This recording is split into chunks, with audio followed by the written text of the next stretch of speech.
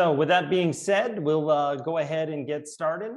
Uh, we'll start with our roundtable discussion. So I am going to be joined by some of my esteemed colleagues um, from our partner channel, and I'd like to introduce them as they're joining the room here momentarily.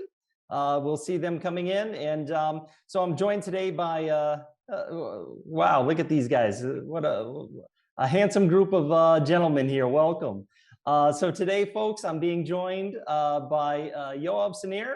Yoav is the global head of digital partnerships at Amdocs.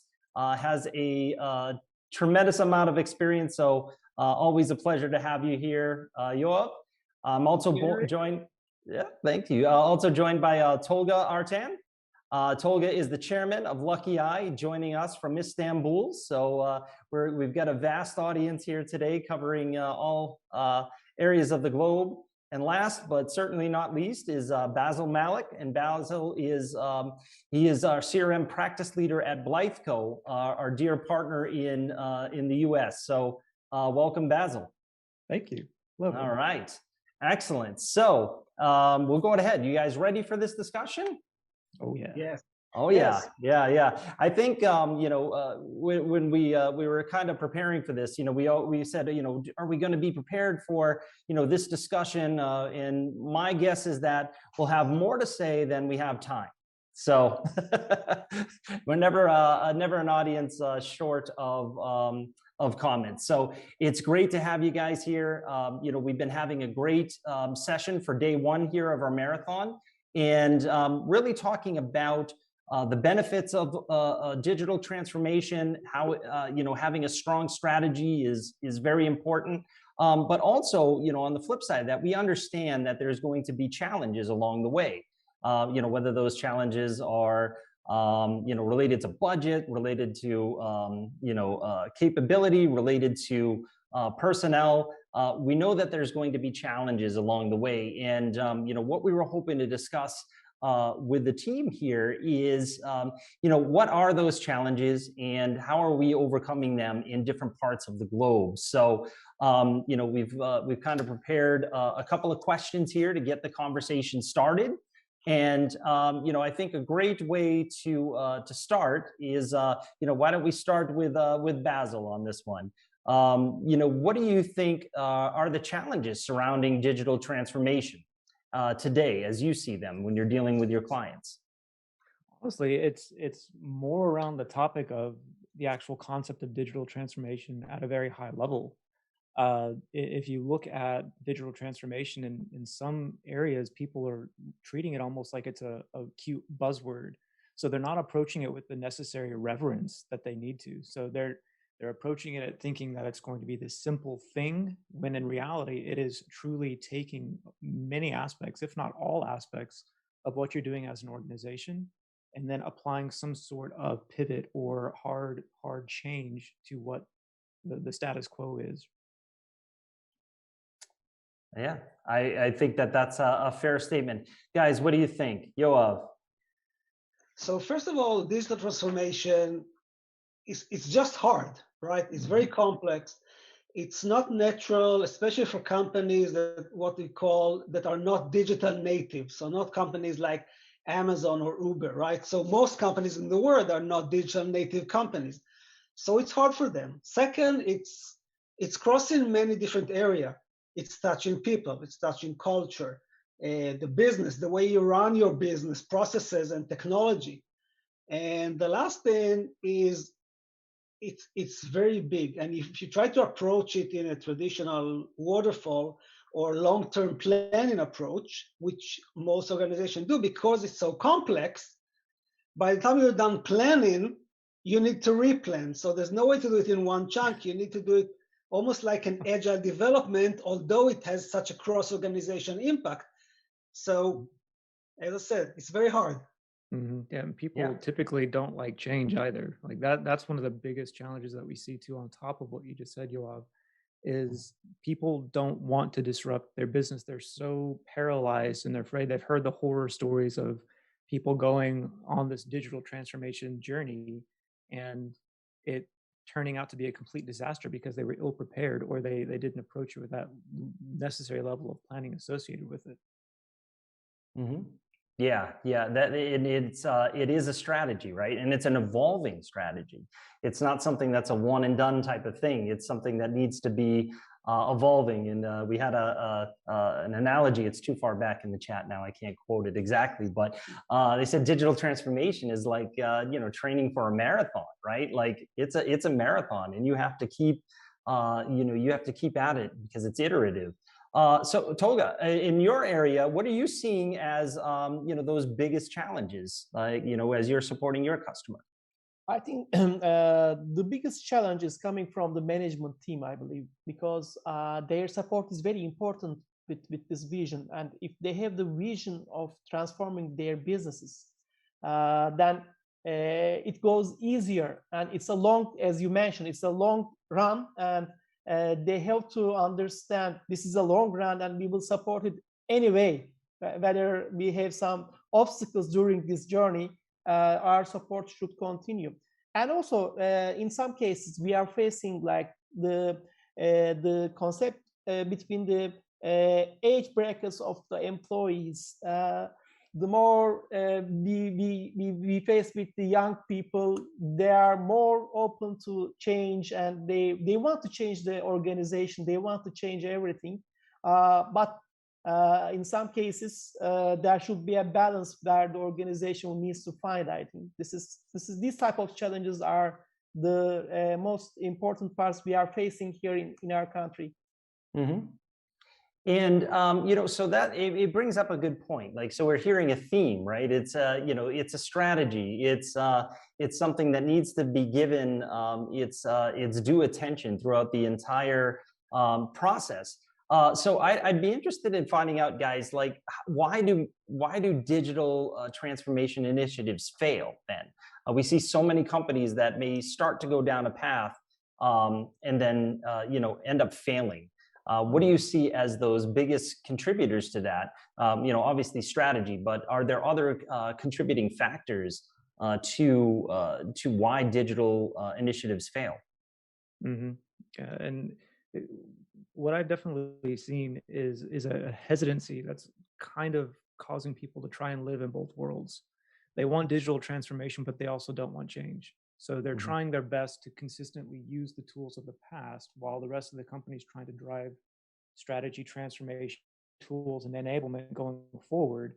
But they're so stuck on what they have and what they're used to that they don't want to give it up for fear of what could ultimately be even a better solution for them long term. Absolutely. So in terms, so we see, strategy, culture, fear. What else? What else? Tolga, what are you seeing? What other contributing factors? I think openness is also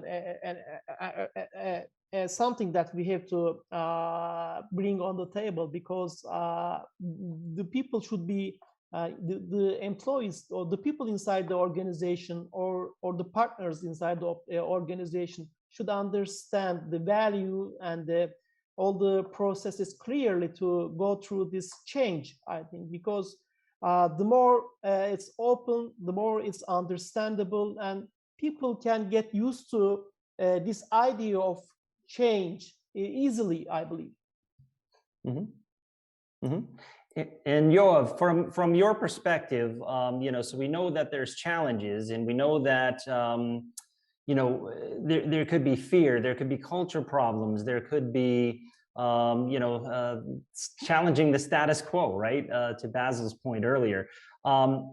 Based on seeing those challenges, let's look at it from the flip side. We're always trying to weigh the pros and cons of things. What are the drivers then for digital transformation? What are those drivers that are leading people to take a look at those challenges and say the benefits outweigh the challenge? So I think that first of all, you can see the driver of transformation are everyone you deal with, right? It's your customers, it's your employees, and your partners or vendors. Everyone has an expectation today for an organization, a company, whether they work there, whether they buy from it or they serve it, to be more digital. Because and Tolga referred to it earlier, is the new generation of users. So whether I'm a user as an employee or user as a customer, I expect the experience that the organization provides or the system that I interact with to be just like anything else I do, whether it's an Uber on my phone or an Amazon or a Netflix, right? So most of the people, not only the ones that are coming into the workforce right now, but the millennials that are now in the mid-management or going into upper management, and they are born into a digital world. They were born, as they say, with a device in their hand, right? So that's one. Now, and the standard, by the way, is those digital native companies. We said most companies are not, but setting the standards are the Netflix, the Ubers, the Amazons, right? So it's a new standard that's being set as a standard of service. And even your vendors or your partners expect to interact with you in a digital manner, right? So that's that. And that was, by the way, pre-COVID. Now, if you look at the past year and a half, that has been significantly accelerated, and everything that we or some leadership in different roles were saying, well, that's not possible. You can't work 100% remote. It will never work, right?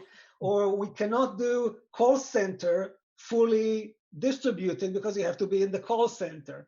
Well, guess what? It all happens. So, and in order to do that, digital transformation or use of digital tools have been a necessity, and it was do or die. Now that we've gone there, there's no way back. So all of those trends have been significantly accelerated, and you can't turn back the wheel. No one will get the no. So this transformation has started, even if we didn't plan on it. Now we're in the landslide, right? You got to control it somehow. Well, and then to your point, Yoav, you're talking about pre-COVID versus where we're at today. And another thing that's also driving change and the need for digital transformation beyond COVID is also competition, and whether or not you're going to be reactive or proactive in the competition. Do you wait to hear what a competitor is doing before you take action? Or do you want to be the leader in your given industry? And then based off of that strategy, that planning, that initiative that you have, that can kind of set the precedent for how you even approach digital transformation.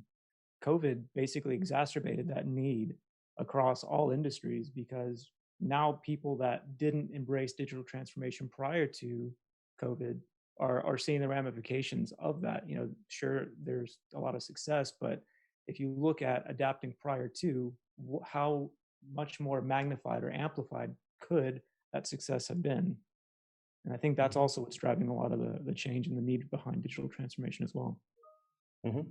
Absolutely. And it's, you bring up a good point, Basil. When we look at competition, it's not only are we going to stay ahead with them or keep up, it's a matter of survival at this point. If you look to like financial services industry, you have fintech that's coming out, just offering all kinds of services. To Tolga's and Yoav's point earlier, right? It's millennial now, right? It's you've got a younger user, digital first users that want that experience, and those fintech organizations are starting to chip away. From those big banks, bringing customers over. So now those big banks are focused to become more technology-driven organizations throughout their industry. So it's not only to stay ahead, but you also have to keep up because it's constantly evolving. It's constantly new applications coming out, new capabilities. So you constantly have to evolve. So I think I would like to kind of poll the audience on that right now and lead us to our first poll here. So let's have a look. I went back one too many. Let's start a poll. How often are you, not the quiz, but we're going to the poll first. How often are you refining your digital transformation goals? And we'll wait for that to launch here in the chat, and we'll take a look at those results as we as we move forward. So we have a couple of options here. Is it every quarter, every 6 months, every 12 months, every 24 months, or you're just not on a digital path right now? So I'd be interested to hear from the audience. We got a vast audience across the globe here, so I'm sure that will be interesting. So as we let the audience kind of develop the answers to that, why don't we go into the second part of our discussion, guys, and let's talk a little bit about culture. So how do we build a culture that embraces, a digital transformation strategy? So I guess I'll start with Tolga on this one. So Tolga, how can you develop, that culture within organizations so that they're digital ready, right? How do you make them how do we not make them, but how do we encourage them or show them the way to digital transformation? How do you develop that culture? I think it's all about aligning people through the goals of digital transformation, and it's not an easy task, as Yuval and Basil has mentioned before. But the thing here is, I think, as management support brings people feel more open and autonomous about what they are doing and what they want to do, and what the other people are expecting from them, especially the customers or the suppliers or the partners. So bringing value for each of these type of people will be driving the employees inside the organization to keep them happy, I believe. And the more happy they are, the more value they are bringing on the table. And this is very important for the digital transformation process, I believe. I think also they want to understand what type of impact they should be bringing on the table. And this type of measuring the process or understanding the impact of what they are doing is also very important to make them believe the vision, or to make them believe the idea. And also, I think aligning the different requirements of people is also very important. Mm-hmm. Yeah, I would agree with that. That's an excellent statement that you just made there, Tolga. So when we look at digital transformation, it always has to be tied back to what benefit that's going to have. That's one thing that I've seen as I talk to customers, right? They'll start to look at a strategy, and it's almost like it's a list of nice to haves, or a list of things that, capabilities that we wish we had on our list. But if we're not tying those back to actual business benefits, it's going to be hard for an organization to kind of embrace that unilaterally across the board. So that's an excellent point. Before we dive into that one a little deeper, I just wanted to share the results of the last poll. Now that I've got the technology down, guys, me, I have to kind of figure that out as I go. But so how often are you refining your digital transformation goals? Well, 33% said every quarter, which I love to see, right? Because I think that that's how fast business happens. Maybe even faster. Yoav, you're telecommunications. You could tell us a little something about that, how quick that has to change. And then we had 25% for every 6 months, 22% for every 12 months, 2.8% for every 24 months, and 16.7% say that they're not on a digital path yet. Get with us after this call, because we need to talk to you. Yes. I have to say that I'm not surprised about every quarter, although I would argue, by the way, that it's even a shorter time frame. I'll get back to it in a second. I would agree with that, but too. I'm very surprised, by the way, the fact that 16 or 17% are not even on digital path. That's very surprising to me in general, especially post-COVID. Now, speaking of the quarter and telecommunication, as a company that is working in telecommunication for 30 years, and telecommunication has been known as an industry that on the one hand is on the front of technology, on the other hand takes a lot of time to get things done because it's very complex and a lot of legacy is involved and so on and so forth. We and our customers in the past used to drop things into production or new features or new, run programs on a resolution of 1 to 3 years and drop things into production, like major production once in a quarter or more, right?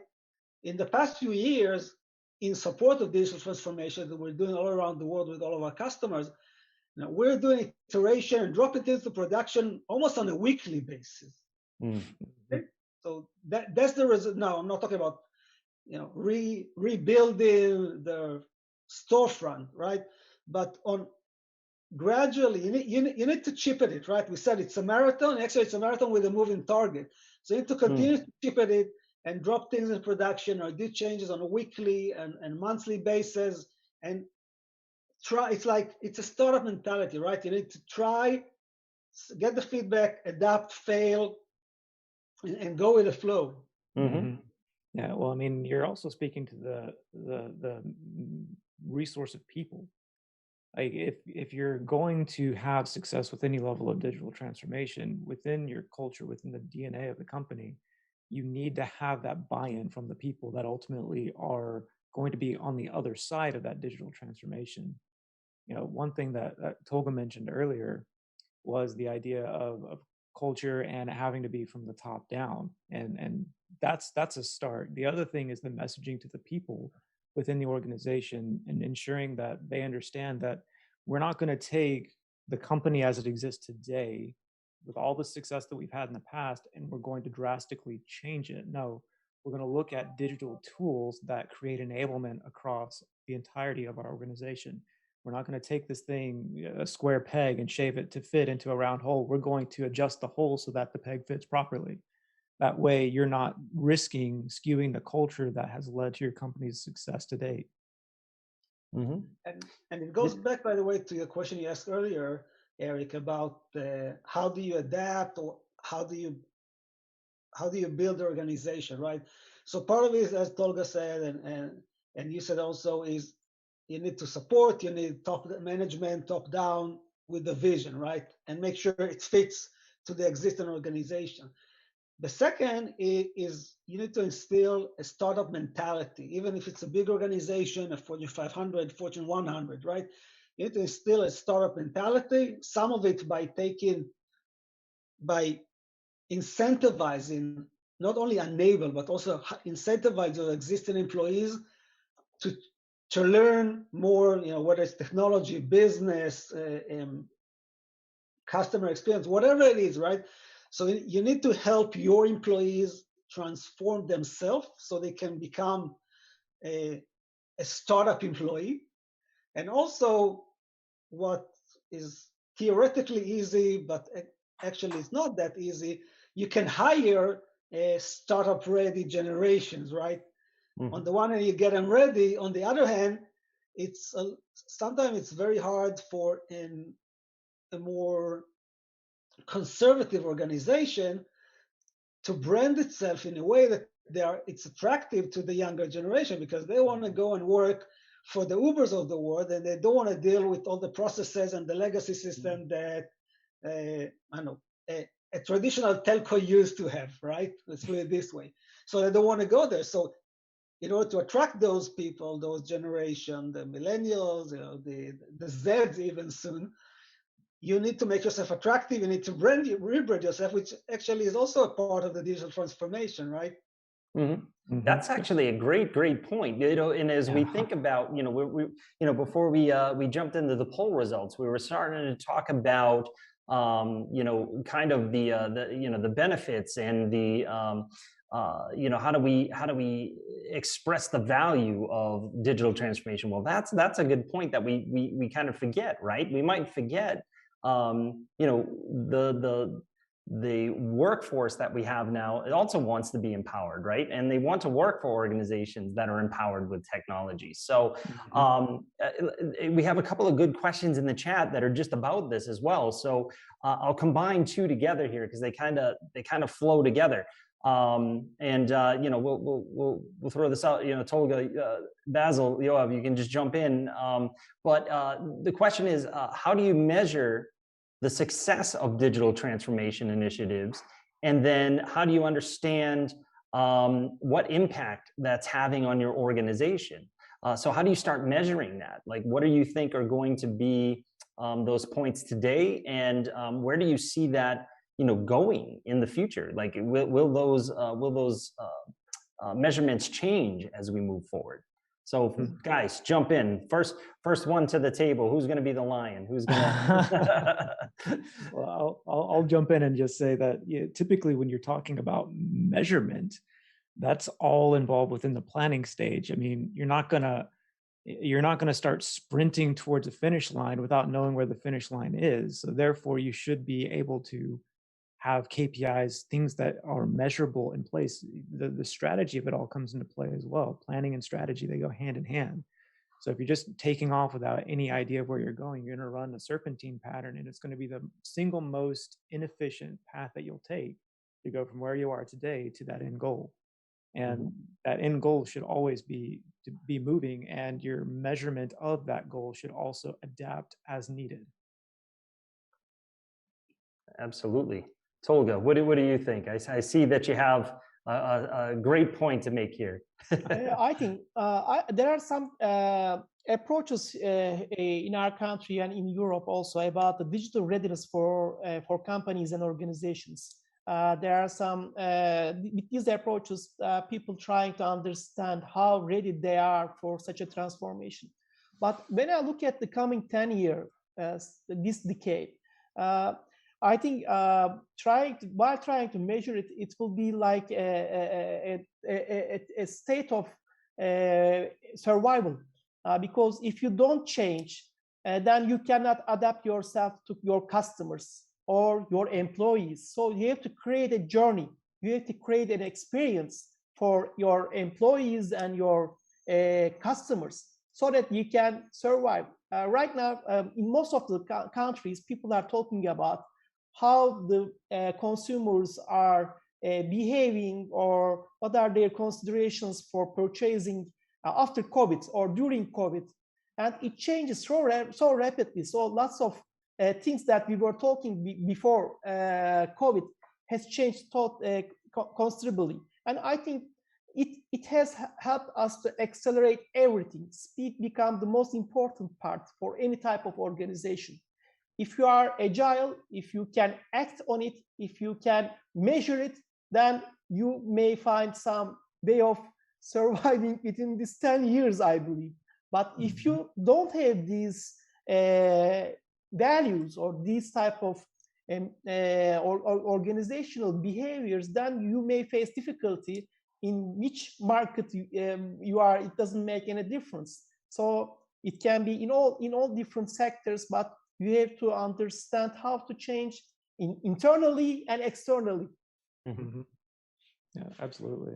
And I would add to that we said it's a lot of sprints, right? And so when you want to run toward a destination like a KPI, so optimally you would like to run toward the nearest point that can make the biggest impact, right? So very easy to say, very hard to do.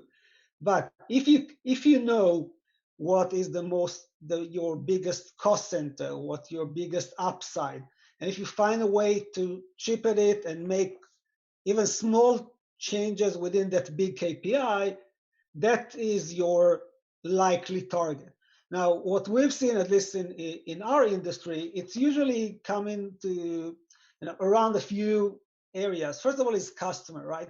Whether it's acquisition or retention, which are two very major cost and benefit impact to their communication in many service companies, right? So that's usually one very major KPI that we see.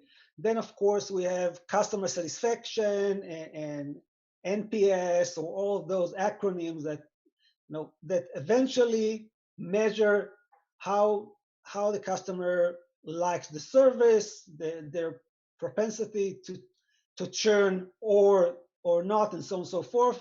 which comes to customer lifetime value or customer value, growth potential, and so on and so forth. Mm-hmm. And then, of course, there's cost changes or affecting your cost structure if you can minimize that. So those are the typical suspects that you will see on the KPI list for digital transformation usually. Mm-hmm. Yeah, I think that's an important fact. Let me take another quick poll of the audience here, because I want to bring them into this conversation, because we're a geographically dispersed group here, aren't we? We're Basil, Yoav, and I are here in the U.S., but Yoav, you've spent a lot of time Israel. Tolga, you're in Istanbul. I want to take a poll of the audience, and we want to know, where are you currently located? Europe, North America, South America, APAC, Africa, because we want to understand, what are those challenges in different areas. So poll is in the chat, guys. If you could just chime in, and we'll let my esteemed colleagues know where the audience is residing, and then we can add in some regional flavor. And as the audience is filling in that particular poll, I like the way Basil, that you had said that, right? Like it's you have to establish a baseline, right? When you're looking at how to measure the success of digital transformation, we have to create a baseline. And Yoav, to your point, looking at KPIs, you got to decide what you want to track, right? It could be anything, right? Different things mean different things to organizations, but you have to decide what KPIs you're going to track, build that baseline, and that's how you're going to measure the success of digital transformation. Where was it before we started, and where was it after we completed this? And and it's going to be iterative. You're going to set new goals, right? Every depending upon the industry, could be weekly, could be quarterly, as we saw in the poll, right? We're going to be setting those KPIs and creating that baseline to the next stage within that particular journey. So great discussion on that, guys. All right, so we have results of the poll. 36% Europe, 22% North America, 10% South America, and 20% APAC. So that's a pretty good mix across the board there. We'll have to get JC and the team to work on South America a little more, 10%. We need to bump that up. So that's good. So for the audience, guys, when we're talking about challenges, maybe regionally, what do we say are how can countries master the digital transformation process across the globe? And and again, I know we're all supporting global customers, but what are the recommended best practices for people regionally? And why don't we start with we'll start with Basil. What do you see? Honestly, the recommended best practice is know exactly why you're getting involved with the digital transformation, because if you don't know the why, you're not going to be able to establish that baseline. A lot of customers that we work with, some of them customers don't know what they don't know. So we're really doing our best to educate them and be the stewards to leading them to success. And the first thing that we start off with is trying to understand where they're trying to get to. And if they can't answer that, then that's the first problem, the first barrier that we have to overcome. So if they don't have significant pain points that they're trying to identify, then how do you know what exactly you're setting out to accomplish? And then if you can't tell that, then that's where we have to start peeling back layers of the onion to truly figure out what's costing you X, Y, or Z across the various aspects of your organization. And then what exactly can technology do to alleviate these pain points? It all starts there. Absolutely. Tolga, what are your thoughts? I totally agree, Basil, because Basil, as it's a total understanding of what can you achieve at the beginning by starting the journey. But throughout the journey, there are lots of changes around the organization also. So keeping these cycles in small steps with the long-term vision, it's very important to achieve keeping all aligned with the organization and the other people around the organization. This is something very difficult to achieve, I believe. And also, I believe digital readiness of the country is also very important in this part, because changing an organization is not sufficient if you want to accelerate the operation. Your dependencies should also be very connected with your approach and with your activities, so that you can, with the help of them, you can achieve lots of things. For example, in our country, e-commerce boomed huge during the COVID space, but with the help of the logistics companies and the totally digital integration between the e-commerce companies and these logistics companies became bring a huge role in this success. And there are lots of new startups grown in this area in the country based on this. Yeah. Excellent, excellent. Well, I think I'm getting the 2-minute warning here, guys. So I'm going to leave the final comment here to Yoav, and we'll have to wrap up this discussion. And we could have a whole marathon day of this panel right here. But Yoav, I'll let you wrap up our discussion. I'll try to keep it short, right? We're talking about best practices. So on top of what my esteemed colleague already covered, I would say that it's first of all, it's about IT enabling the business. So IT must provide the velocity for the business to do their thing by digital transformation, right? And then you have automation. Automation is a must in digital transformation, and it comes down to all the buzzwords we know: low code, BPM, RPA, your favorites, say, Eric, right? Everyone is a developer, right? So that's key. And by that, and it goes back to what we discussed earlier about organization, reskilling, retooling, the startup mentality. If you enable that, and everyone is a developer, so everyone feel like an entrepreneur, and the business can do things without IT, which in the past was taboo, but now it's great because you need so many working hands, you're always short of staff. And that empower the people that can attract the Gen X's and the millennials and the Gen Z's we talked about. So it's all tied together, right? So that's, I would say, organizational velocity, automation, organization enablement. Perfect. That just put the exclamation point on everything. Yoav, that was amazing. Gentlemen, as always, such a pleasure having you guys, on these sessions. I hope that the audience was able to, gain some insight on how to overcome challenges associated with digital transformation. And for those of you not on that path yet, you've got 3 gentlemen on the call right here, as well as myself, that would be loving to talk to you sometime soon. Absolutely. So, gentlemen, thank you again. Please join us for other sessions here throughout the course of our marathon.